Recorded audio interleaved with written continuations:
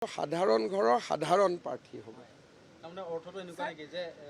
তাতে আমাৰ হিতেন গোস্বামী ডাঙৰীয়াই প্ৰাৰ্থিত্ব বিচাৰিছে, সিদ্ধাৰ্থ অংকুৰ বৰুৱা আছে, আমাৰ ডাঙৰ নেতা ৰাণা গোস্বামী আছে, আমাৰ শান্তনু পূজাৰী আছে, ঈশ্বৰ প্ৰসন্ন আছে।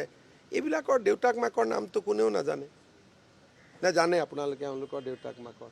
গতিকে যাৰ দেউতাক মাকৰ নাম আমি নাজানো কিন্তু তেওঁলোক সন্মানীয়, তেনেকুৱা হয়তো আপোনালোকে নাম জনাজনতকৈ তেওঁ বেছি সন্মানীয়, তেনেকুৱা ব্যক্তি এজনেই প্ৰতিদ্বন্দ্বিতা কৰিব। তেওঁ চাওক, ব্যক্তিৰ ওপৰত মই আলোচনা কৰাটো ঠিক নহয় আৰু ব্যক্তিৰ ওপৰত মই আলোচনা নকৰোঁ। আৰু মই আপোনালোকে প্ৰথম দিনাৰ পৰাই দেখিছে যে মই এজিপিক জোৰে কৰা নাই।